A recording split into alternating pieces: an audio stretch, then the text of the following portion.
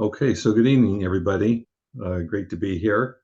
Um, you know, in my own case, I found that having an image of something frequently is really helpful.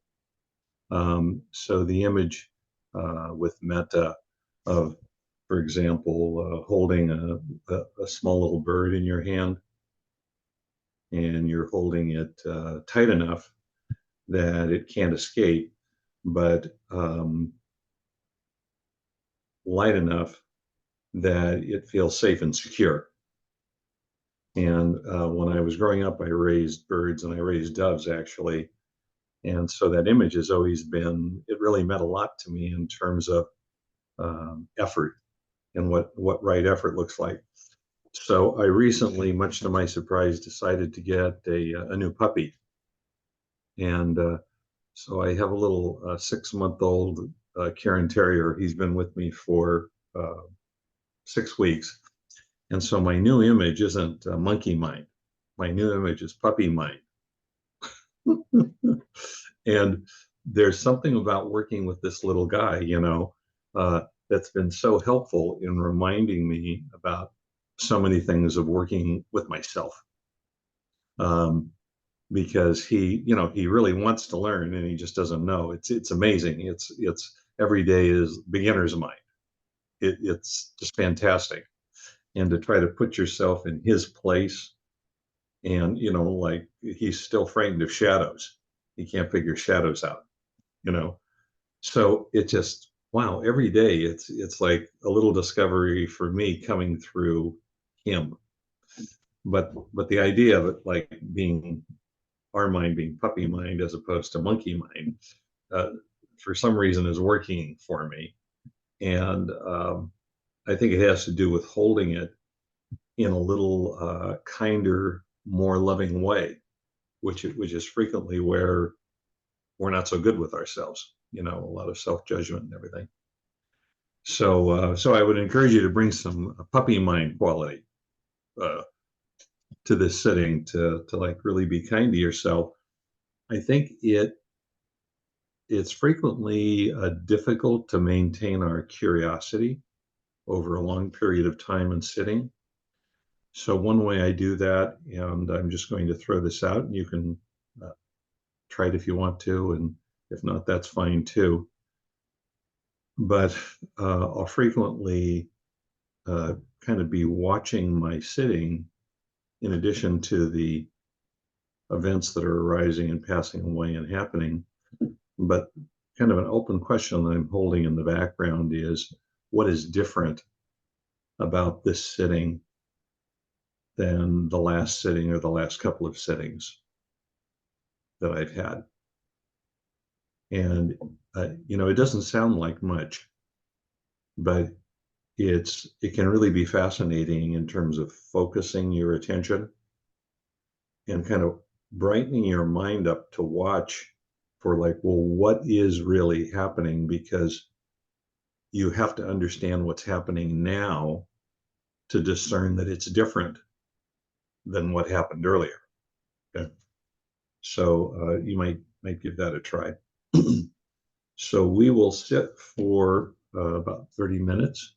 When we come back, the topic discussion that we're going to have is going to be on resolve or determination, one of the paramis, one of the special qualities of mind. And so I think this will be an enjoyable night. So we'll start our sitting now. And if you feel comfortable closing your eyes, you can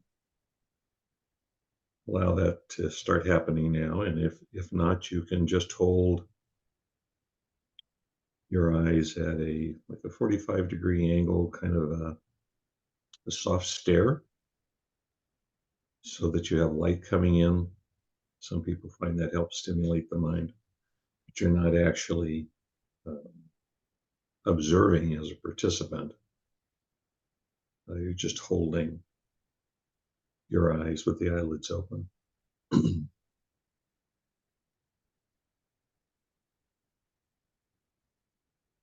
it's helpful to take a few minutes to just do an experiential surveying of who's shown up for this setting. So is your mind and your body's here, at least in theory, is the body actually here energetically, or is it still being pushed forward by the events of the day or caught up in an emotion? How about the mind? Is the mind here, or is it thinking about something else? And not needing to make a judgment about any of this. It's just what's happening right now, but recognizing it is the important part. Actually knowing what is happening right now in our body and in our mind and in our heart. And this can tell us a lot, can influence the sitting, may alert us to some action that we want to start, maybe change the way a normal routine we have in sitting. If you're frustrated or angry or impatient, maybe doing some metta. If your mind is really active, in addition to trying to narrow your focus, concentration is usually the antidote to that, but sometimes our minds are just so full of energy that trying to narrow the focus and the energy actually makes it worse. And so what I find helpful when it's like that is to open my eyes and take a few moments to just calmly and carefully look around the room, uh, and not identifying objects, but shapes, colors, forms, shadows. This can be very soothing and get the mind to start calming down, and then we can move back into the body. So many people consider the kinds of things we're doing right now, if you are doing them, to be preliminary. I don't. I think once we sit down with the intention of investigating our experience for the purpose of discovery, for learning, insight, everything we do is part of the meditation. And this is no less or no important than a later part in the meditation when we're focusing on the breath or sensation. So this seeing who's here, what's happening, arriving, allowing the body to relax and then begin to open. And notice if the tendency of the body and the mind and the heart is to hold on, constrict, and to the degree that you can, just with a lot of kindness, encouraging them to open to what's present as much as you can at the moment. And whatever that is fine as the meditation goes on. It will expand even further.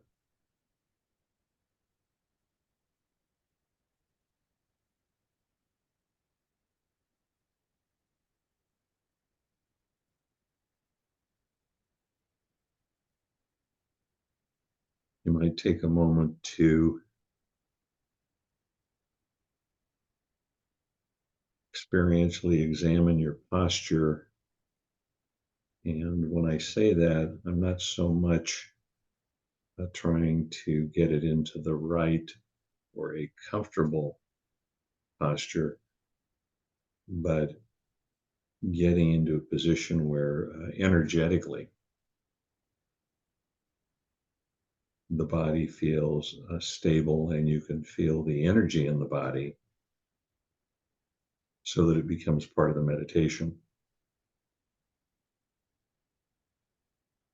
So this is where a structure and function and structure or experience uh, meet. It's a crossroads. So we need to have our hips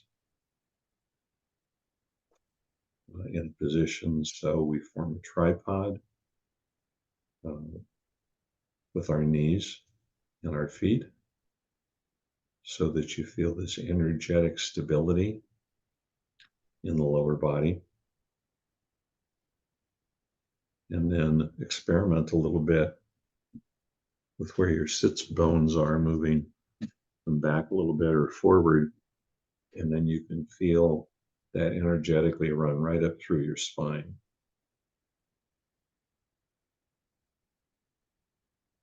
So you're looking for a feeling, not just a position.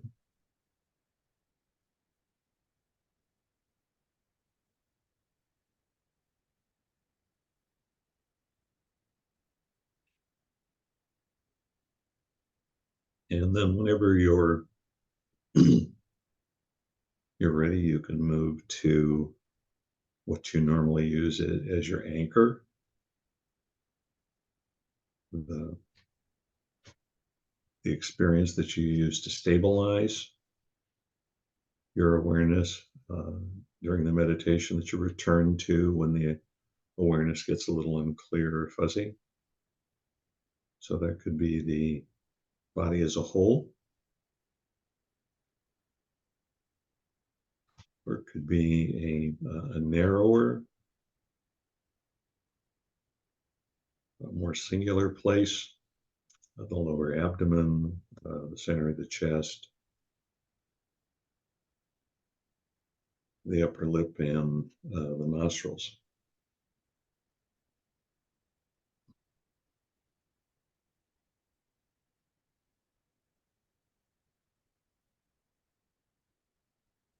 And just in the vein of exploration, curiosity, discovery, uh, for this sitting, just for this sitting, you might choose to use a different location as your anchor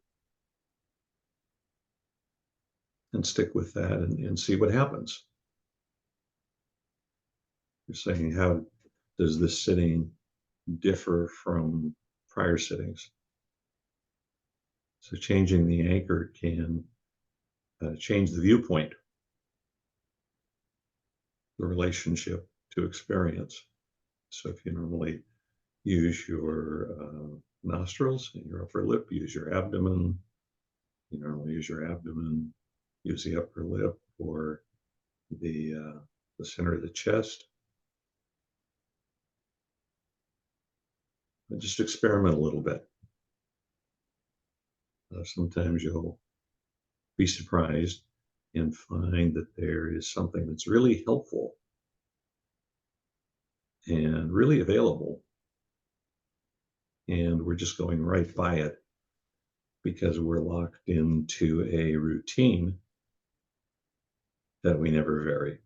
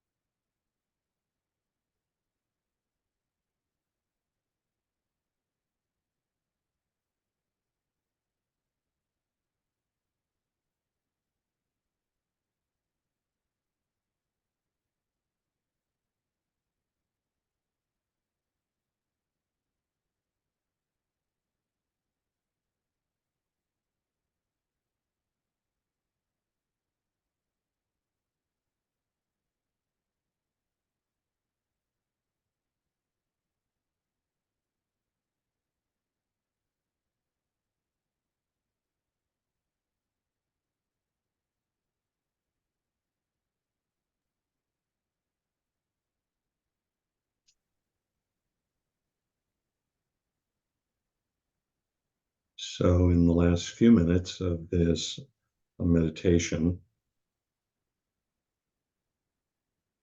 just allow your mind and your body to begin slowly reorienting itself, becoming more exterior rather than interior focused.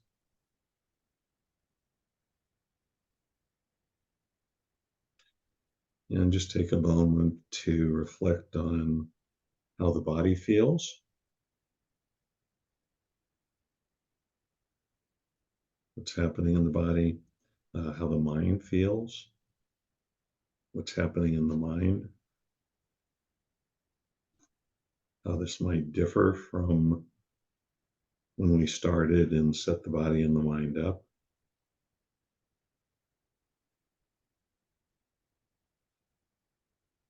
And just reflect for a few moments on anything that you might have seen or experienced, anything that you discovered, had a little insight about,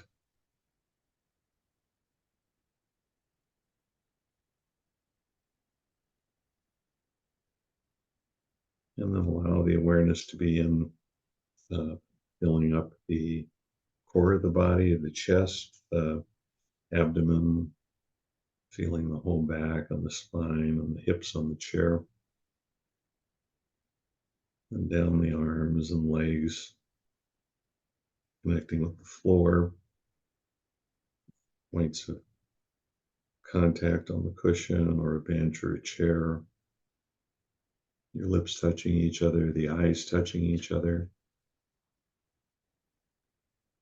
And then whenever you're ready, you can begin to open your eyes and just take a moment to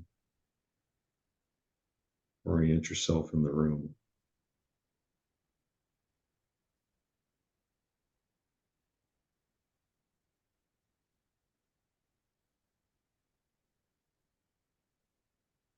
Okay, so thank you very much.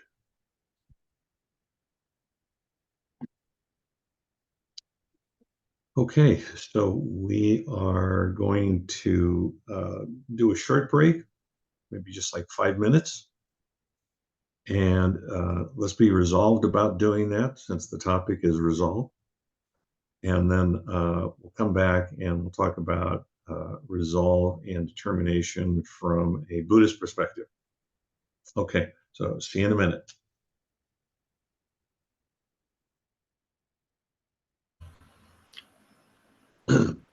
All right, so let's dig in. So welcome again, everybody. Thank you very much for the invitation to be here. I always love sitting with you and the opportunity to share some of my thoughts. I really feel at home with your community. So the talk this evening is going to be on resolve or determination from a Buddhist perspective. And I look back on my notes and I gave a talk on this topic last July 24th. And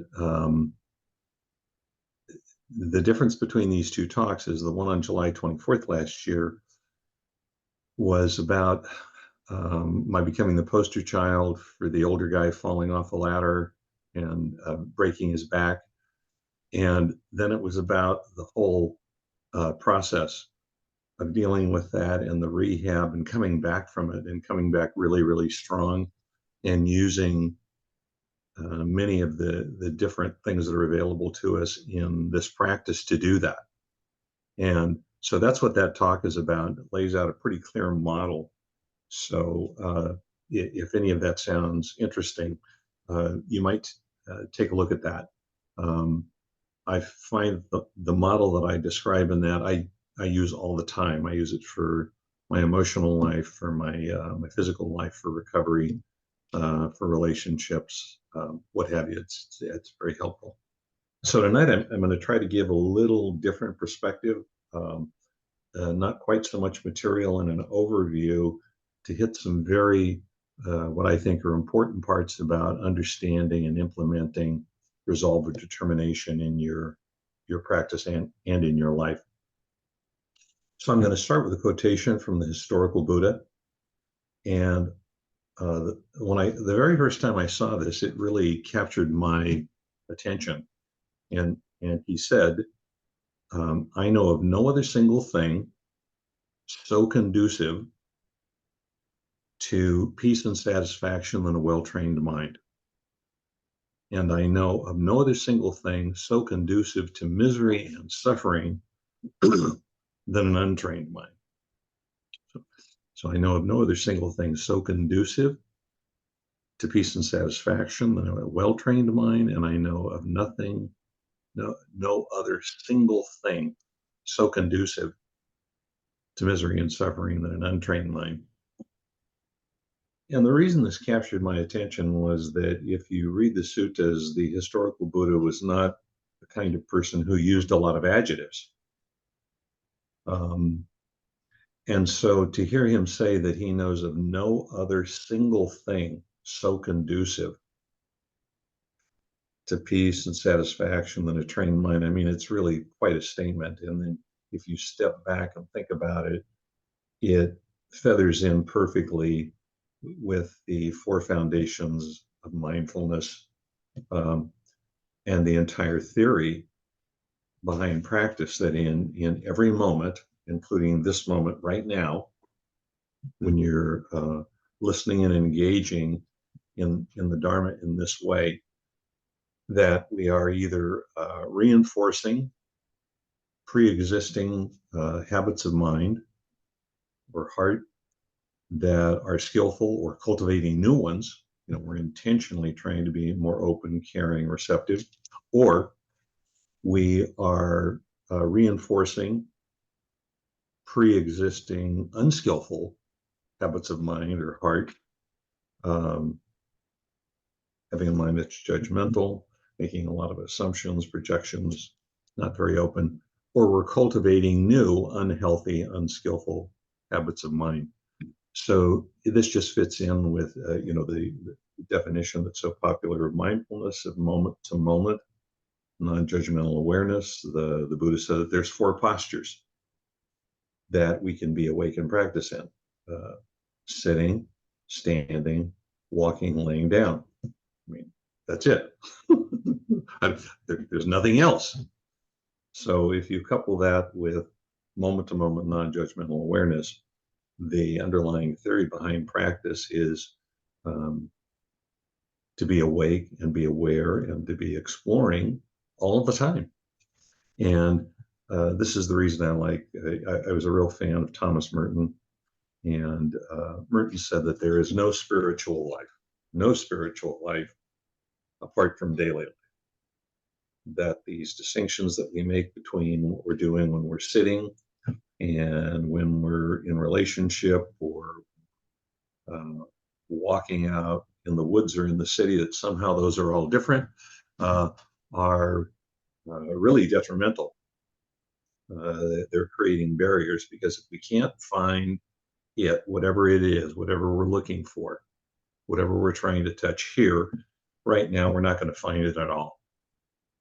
So the thing that I think we miss sometimes is that our mind is of course drawn to all of these incredibly attractive and powerful states of mind.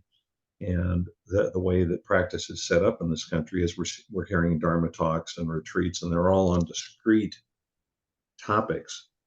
So whether it's metta or compassion or openness or whatever it is, the mind gravitates to the idea that, well, that's it.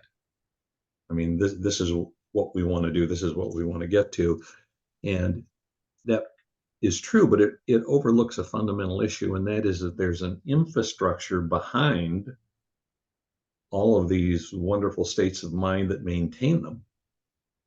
And part of that infrastructure, and one of the most important, is the parami of resolve. And parami is a special quality of mind that helps us deepen and mature our practice and live a fuller and more satisfactory life. And resolve, determination in specific, is considered pivotal. And the reason it's pivotal is that it is essential in connecting us with our intention and helping us to implement it, and then to, most importantly, sustain the connection with our intention. And it does that by mobilizing and stabilizing our focus, our attention, and our effort. So resolve determination actually has many different faces. It can be patience, restraint, kindness, openness, compassion, because to sustain those requires resolve and determination. If the resolve and determination of the infrastructure or the foundation of the house isn't present, we just can't sustain those in the face of disappointment, frustration, uh, anger, distraction, desire, uh, negative urges. So I really like this idea that there's what we see, and then there's what's behind what we see, and what is behind what we see is what allows what we see to be present. And from a Buddhist perspective, determination and resolve has a specific feeling to it. It has specific qualities, and it's really two sets of two. So the first is that it is steady and reliable. That it's steady and reliable because it's based on the training, the, the repetition, and the aspiration to implement and stay connected with our deep intention. And the uh, second aspect of it is that unlike um, some kinds of effort that we think about in athletics or all different kinds of life, which are hypervigilant and effort based, determination and resolve from a Buddhist perspective is flexible and adaptable. It's based in the principle that everything is changing all of the time. And so, in addition to being steady and reliable, the reason it's able to stay steady and reliable is that it's constantly making small adjustments and adaptations of effort to the situation that's actually unfolding. So it's not that we're taking something and imposing our will of management and control or achievement or winning or success or any of those things onto life, that we are in the face of life being flexible and adaptable to it and finding the best options of pointing our mind in any given moment. One of the illustrations that I like to think about that helps me in this, and I find that sometimes, as I had mentioned before we started sitting, that an image can be helpful. I've always been fascinated by the Transamerica building in San Francisco, and even before they put it up, I was studying the plans on it and reading about it. I was just captured by first of all, the imagination, and then the beauty of this triangular building that they eventually came up with, and the way they light it and everything else. How it relates to this topic is that it used a unique floor that's under the building, which is designed to have these two sets of two characteristics. So in the face of the different kinds of movement and particular potential for earthquakes, that it can stay steady and reliable, and it does that by being flexible and adaptable. So sometime you might want to just Google that. And one way to think of it is that through this very unique process, they created a set of shock absorbers that allows that building, there's basically 4 points, and then the pyramid goes up, and it allows that building to move in a 360-degree axis, but stay steady, stay reliable flexible and adaptable to the degree that the building stays safe and the people in the building stay safe. I mean, it's just fantastic.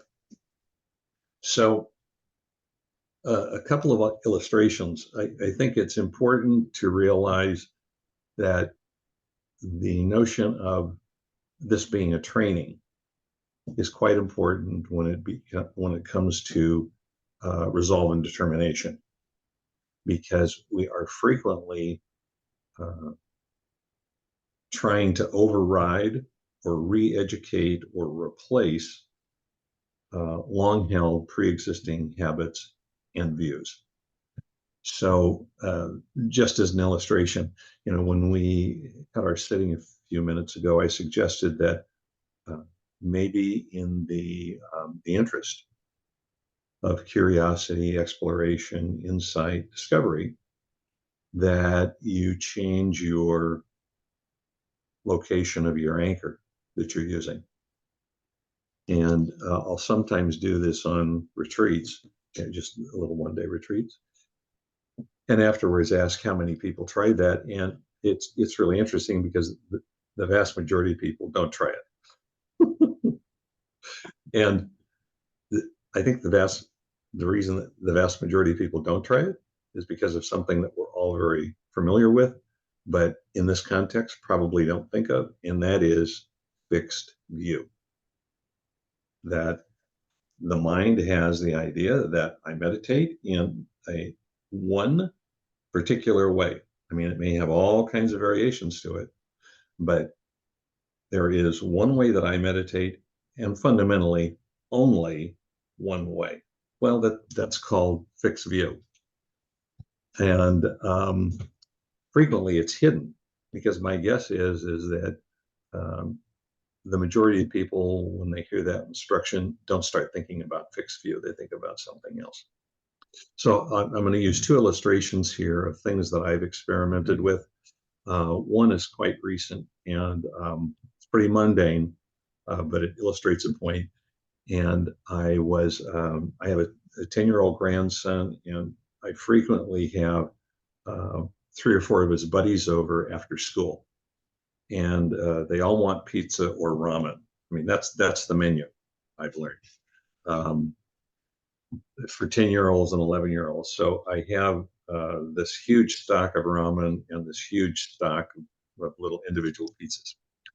So I'm cooking all of this up in my microwave, and I've got a very small place, so they're all sitting at a kitchen table, maybe, I don't know, 15 feet from me, and then the microwave is 6 or 7 feet to my right. And I look over at the microwave, and all of a sudden, I see this explosion of flames in the microwave on top of one of the pizzas. And it's not the normal yellow flame that you see, it's a white flame. I mean, it is really hot. And I can see that the metal on the inside of the microwave is starting to buckle. It's so hot. So this is pretty dramatic. And of course, the kids thought this was spectacular, having no appreciation at all that it might be really dangerous. And what had happened is that if you have a microwave, take a look at it, and underneath it, there are usually these prongs that hold the platter or plate that spins. And I hadn't had this microwave for all that many years, 4 or 5 years, but it looked to me like it was very thick plastic. And it turns out what it was is that there was metal and then very thick plastic on it. And over, I guess, 4 or 5 years, the heat in that microwave kind of wore down the plastic. And so the heat was going right on the metal, and the metal heated up to a place where it started to flame. So I went out and bought a new microwave, and not thinking that this would be any kind of dharmic experience at all to work with a new microwave.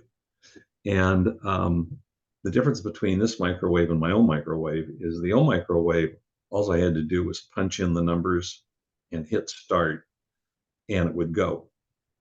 With this microwave, what I have to do is down at the bottom of the microwave, there's a band that says start and a band that says stop. I have to hit that first, plug in the numbers, and then hit start again. Okay, so different procedure. Now, you would think for someone my age and graduated from advanced education that this would not be a very difficult procedure. And I'm stunned at how frequently I just automatically do what I would do on the old microwave. And so of course, then it doesn't work right. So then I catch myself and I do it again. So this sounds silly, but I mean, it is a real insight for me into how deep just a functional habit, which is basically has been embedded, is. And you would think that it would be quite easy to change, and that's what I had in my mind, that it would be easy to change. And I'm finding that actually it's not easy to change. And literally, what I have to do is until I get my mind retrained, um, is every time that I go to use that, I have to stop and take a breath and become mindful of what I'm doing and do it consciously. And then it goes fine. But if I don't do that, then I run into this problem. So for me, it's like a real mirror about the quality of my mindfulness and how I kind of think like I'm doing that function on the old microwave. And it's kind of like, well, I think I'm being mindful while I'm doing it. And this is showing me that I wasn't being mindful at all. That this was an embedded, repetitive procedure. So that seems pretty innocent. But then you take something that you want to change in your life, or a Dharma quality that you want to bring into your life. So you want to be um, kinder more consistently, or you want to exercise restraint in a certain situation that appears uh, over and over and over again, or you want to develop curiosity. And we talk about this all the time. We hear Dharma talks about it. And I think this little microwave story is telling in respect to these, because if the mind, and I'm saying, I guess in my own self-defense, that I don't think that this story about this microwave is that unusual for most people. And that if you're trying to change a negative habit or create a new positive, skillful habit, it really takes some effort. And it takes, first of all, the effort to be mindful. And then it takes the effort to actually see what is necessary to point the mind in the right direction to either cultivate or reinforce the new habit that's developing. And until that gets embedded at a certain level, unless you do that, same thing that happens with my microwave right now. Come up and you just do it, your mind reverts to this pre-existing deep habit, which for many of us are, 10, 20, 30, 40, 50 years in the making. So the next illustration I want to use, and then we'll kind of open this up for discussion, is the model that I have in my mind, the way that I structure my practice, and the way that I relate to practice and Buddhist teachings, is that there are basically four fundamental experiential elements to the practice. The first one is actually getting here into the present moment and actually being in this moment in as non-judgmental a way as we can, and whatever else we need to bring so that we can actually be in the moment in a non-judgmental way so that we can see as clearly as we can. So that means that we may bring an antidote in if we're frustrated or angry, or we may work with thinking in a particular way if our mind's distracted. So all of the different elements and the different teachings that relate to bringing ourselves into the present moment and having a calm and a clear mind fall into this first category of we have to be here. Okay. The second one is that we actually have to experience what is here, what is unfolding. So we have to do what we need to do so the mind is calm and clear and present and non-judgmental, and then really discern what is happening. What is the experience that is taking place in all of its nuance? And so all the teachings relating to causation and identification, what have you, would be brought to bear into this second category. So we have to get into the present, and we have to experience, discern the present experience as fully as we can. That leads to the third big element, and that is learning, discovery, insight. And these are going to be happening at different levels. Sometimes we actually have cognitive insight. That's not the purpose of the meditation process, but it absolutely happens in meditation. And we have experiential insight, and we have various levels of learning. Some of them big, some of them small. They're happening while we're on the cushion. They're happening in daily life.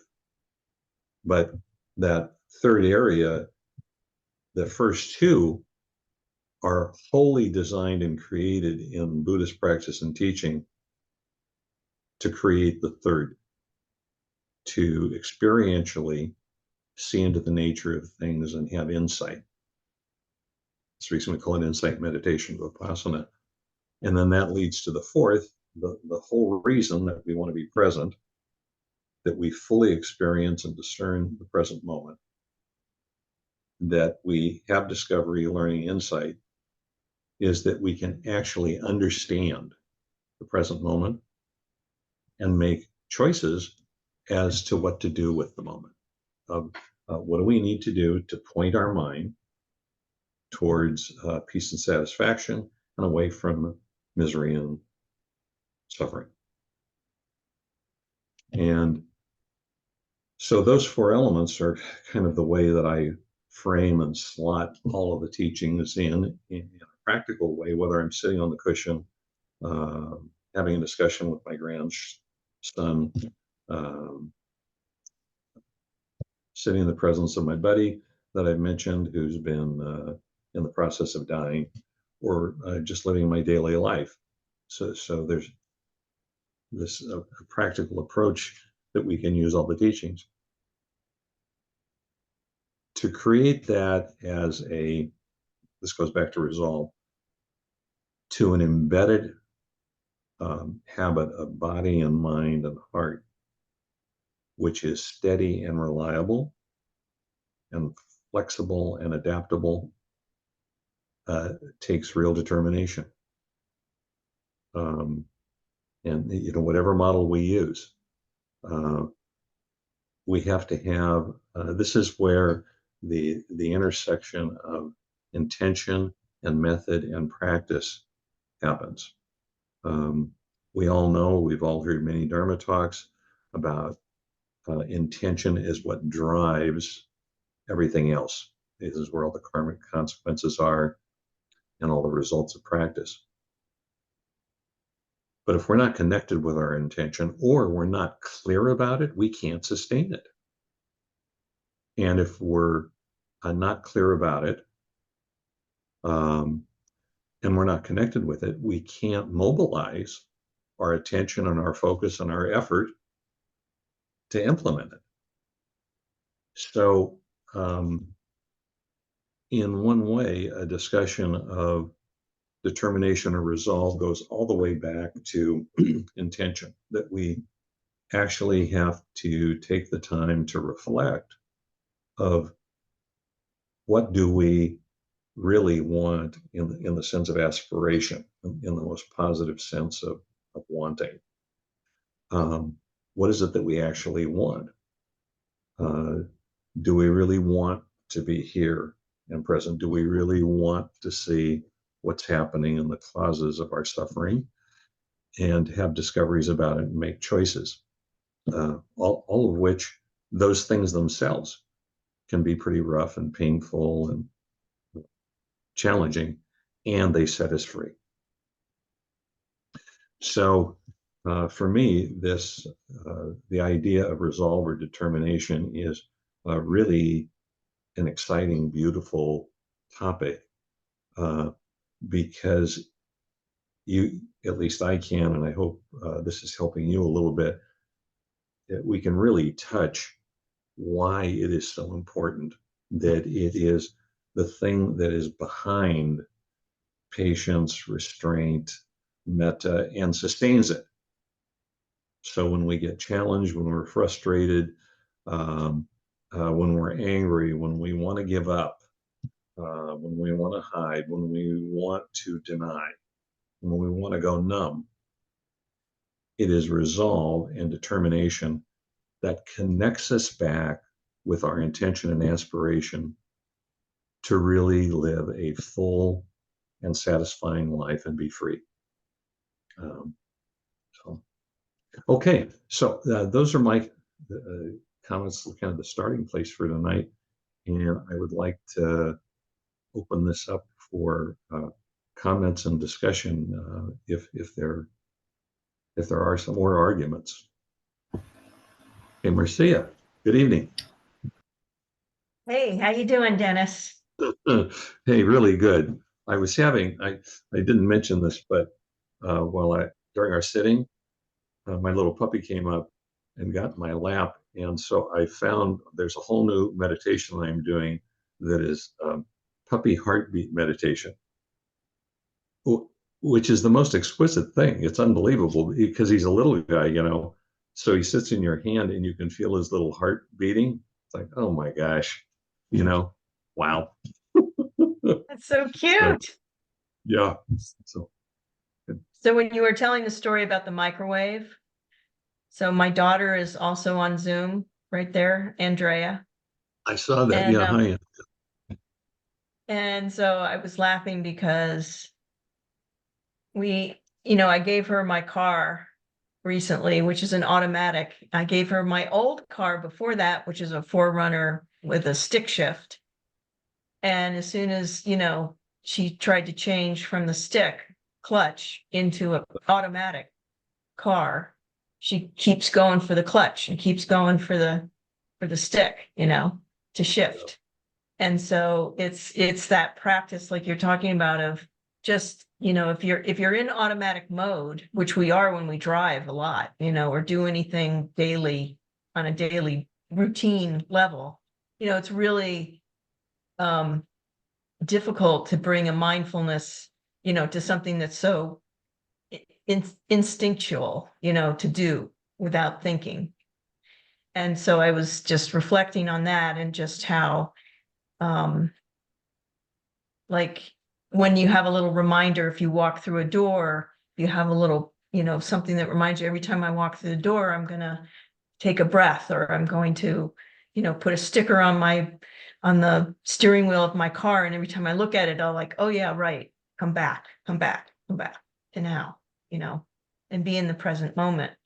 So sometimes it does take a little bit of a reminder of some kind externally when you're in the world walking around. But I just thought it was, there were so many things that came to mind about that the way we automatically just go through our lives without really being mindful, how that's got to be cultivated and thought about and brought into practice. So Yeah. just wanted to mention that. Yeah. Thank you. Yeah. For me, it's been fascinating because it's just a reminder of how deeply embedded this is.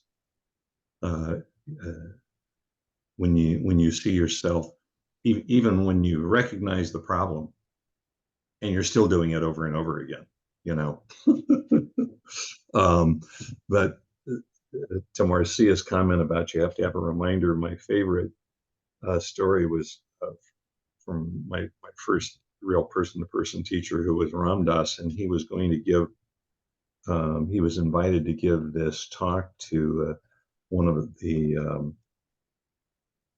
major Jewish theological colleges in the United States. And so this was a big deal, you know, because he'd come back from India and he was doing a lot of teaching at the Mayo Clinic, and it's all psychological. But to be asked to go to, you know, to his roots and to, you know, compare what he was doing was a big deal. And he really wanted to do it right. And so he really devoted himself to working on this. And so there was this one particular thing that he was trying to develop during this time. And so he started off by taking something and putting it on up at the top of his desk. You know, so he'd go in and sit down and look, and he'd see that. And then he realized that after 3 or 4 days, he wasn't looking at it anymore.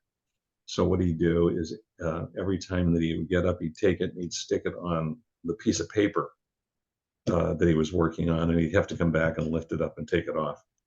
And then that just wasn't giving him any juice. So he decided to take a piece of string and put it in the doorway with a little menorah on it, so that if he wasn't mindful, like he'd walk right into it and hit him in the forehead. And he said, you know, it only took 2 days before it kept hitting him in the forehead. so, so Adam, did you have your hand up? Oh, before we do that, we like to alternate with the hall. So we want to give them a chance to ask a question before we take one from Zoom.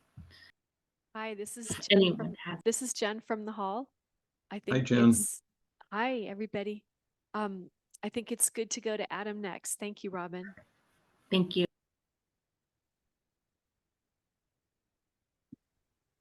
Hi, Dennis. Thank you for the lucid talk. It's really beautiful. Thank you. Wondering if you could maybe offer insight into when discerning between resolve and attachment, like when you know, how to tell between, you know, in our practice when we're sort of bumping up against an edge that kind of we need to stay with in order to change or overcome, and when to sort of let it go and move on. Yeah. Yeah. So I was just wondering if you could maybe talk a little bit about that. Yeah, well, I'll try. I think these two sets of two are helpful because the way I relate to practice is that it has so much to do with a feeling tone and energetically the way what you're doing feels like. So attachment for me has this very distinct feeling of clamping down and being tight and holding on. So if we start with something being reliable and steady, but it is flexible and adaptable, you compare that to having a goal to get to something, and that sense of flexibility and adaptability isn't there. You know, there's more of a rigid goal kind of feeling to it when the attachment is present. So I kind of see resolve as being intelligent, really, in the sense that the mindfulness is monitoring what's going on and making adjustments in relationships to things. And when the steadiness and reliability starts feeling like hypervigilance rather than careful attention and discernment, and when the flexibility and the stability start disappearing, and it feels like holding on and either pushing um, or becoming rigid, then you're moving the other way. So for me, that would be the experiential way to work with it. And then, each of us kind of have to find that, right, in the experience, what's helpful or skillful and what's not.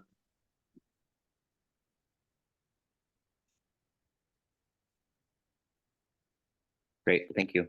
Thank you so much. Yeah, if you would like to add anything to that perspective, that would be great.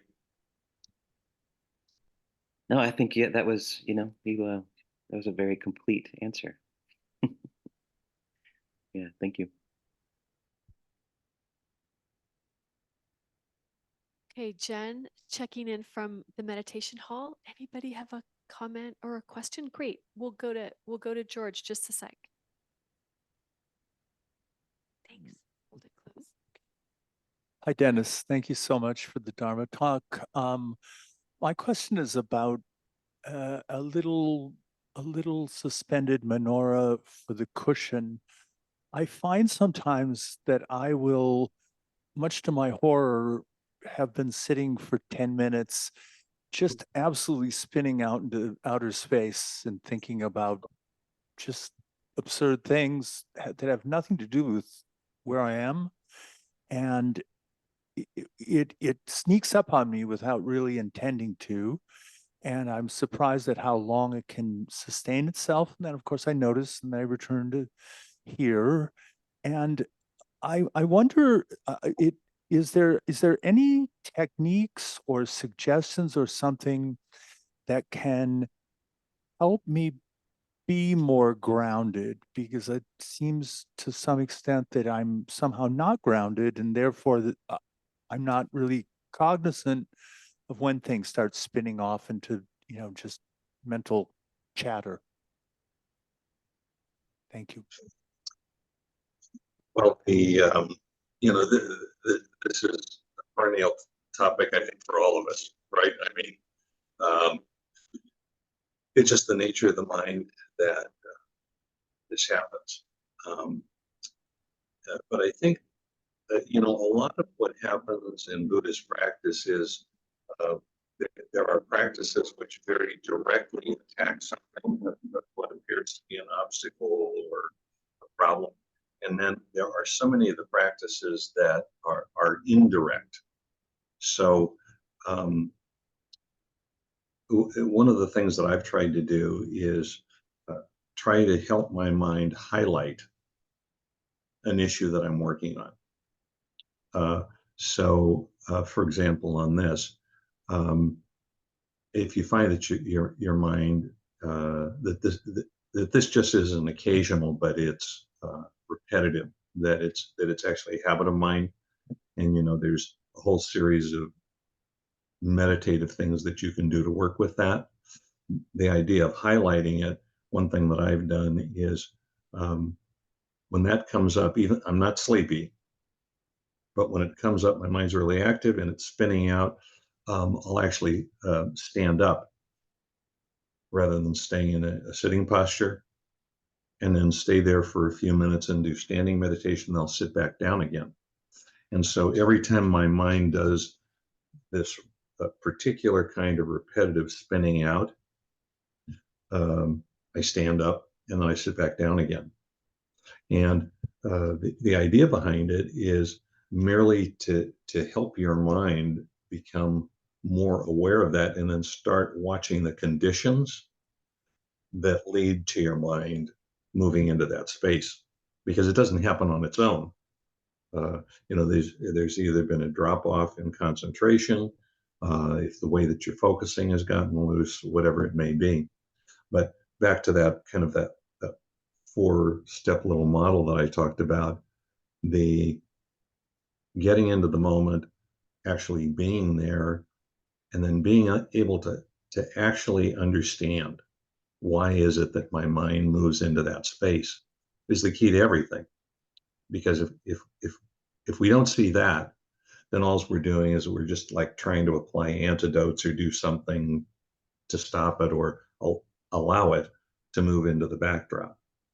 But if it is a continuous problem, then I think you have to consider taking it on and doing something like this that helps you have insight into it.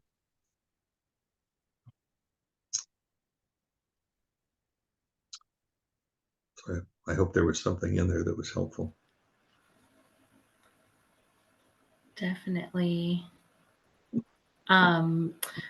If anyone on Zoom has a question or comment, you can raise your Zoom hand or unmute yourself. And while we're waiting, this is Robin, the Zoom host in the back. And Dennis, I just wanted to also thank you for sharing the microwave story, because it just reminded me of how important it is to be compassionate to ourselves. Because if it's so hard for us to change a habit of just pressing a different button for start on our microwave, imagine how hard it is to change all of these really deep-seated ways that we see the world and react to it. And so it just reminded me, like, it's hard. That's right. I mean, like, the simple things are hard. So changing these deeper ways of thinking and being are just phenomenally harder. And just like reminding me about how important it is to be compassionate. So thank you. Yeah. I the part that I left out, because I didn't want to get the story, too many messages on the story, was the reactivity I was having around this. The first couple of days I couldn't believe it. It's like, how difficult is this? It says start right there. All I have, and getting frustrated and angry, and having some unhealthy urges. Yeah, but it really is, and that's the value of these small things. We want to take on the big stuff in our life, but just like that, gee, I mean, it's just such a learning and a reminder of certain habits of mind that I have that aren't very purified yet. And boy, there it is, a neon, for you to stay in. Hopefully, we're humble enough to take it in and want to try to use it to help ourselves. Yeah. Yeah. So anybody? Go ahead. Anyone from the hall? Anybody else? Yeah. I see a One hand. moment. Hi, I'm Merle. I was glad that George asked about the sitting, because I find that I have to get into a place where I just feel comfortable, or I just will constantly resituate my body and think about how irritated I am. But to your resolve and devotion, I feel it's interesting, because I've kind of played a story for a long time about why certain things happen to me, but then I was listening to you talk, and I had some insight where I was like, well, some people never maybe have had those experiences where maybe wrong actions and wrong views from an upbringing, where they didn't try those out and see that it was a dead end road, or it was a painful road. And so at least, for some reason, when I was listening to that came to mind, and I thought, well, you already know that doesn't work out. So that was the blessing in it. You've been down so many of these roads that didn't have resolve and devotion in them. They were just, flailing, allowing yourself to just flail, really. Um, and just be extreme in a lot of ways, but also feeling like when you were also talking about the devotion and the resolve, feeling anxious and feeling the anxiety of, like, feeling almost cornered and feeling almost trying to stay aligned, but and then looking at that, trying to be like, where is this coming from? Why does this feel threatening? And I was thinking it must be something attached to the ego, and I haven't got past that, or I haven't gotten insight to that, but just kind of it's just helpful. It's like we're always exploring, and the exploration does send me home with information to kind of be like, oh, you can explore that a little bit more, or you can have a little bit more compassion too, just given that you got the new microwave, and you had to, get frustrated, or you do get frustrated, because I'm always talking to myself about who knows what, cussing and this and that. And then Yeah, these days I yeah, laugh though, and I just go, oh my God, just let that go. What are you talking about? But the mind does just have this way of heading down roads, but it's less, or at least I'm more aware of it happening. I don't know how much less it is. And then the last yeah. bit is I really want to see the puppy, and that's it. Well, I, while we're doing announcements at the end, he's taking a nap in the other room, so I'll grab him and bring him in.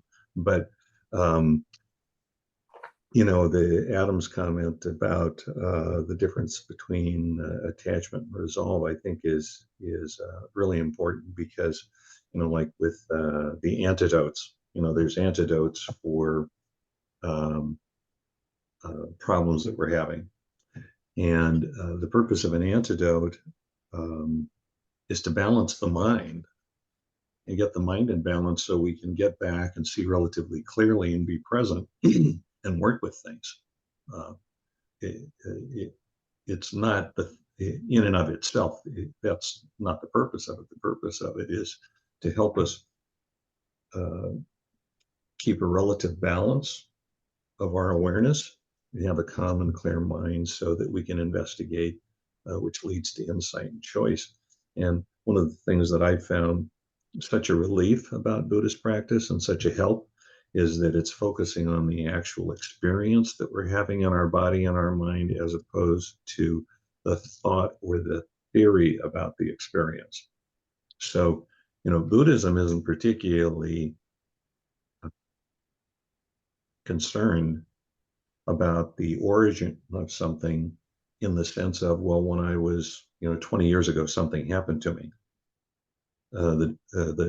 What Buddhism is interested about is right now, in this moment, seeing that a particular thought arises and it creates a multifaceted reactive pattern. And that's where the suffering is coming from.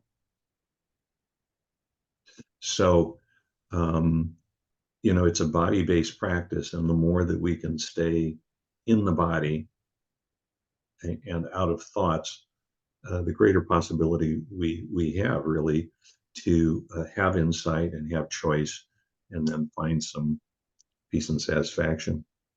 So thank you. So we're, I think, at the witching hour. So I'd like to thank everyone very much for coming, and may the cumulative effort of all of our intentions together tonight really benefit the welfare of all beings. And may we just resolve to really be good to each other and the people we love. And if we do that, I think so much of everything else takes care of itself. It just spreads out. So thank you very much.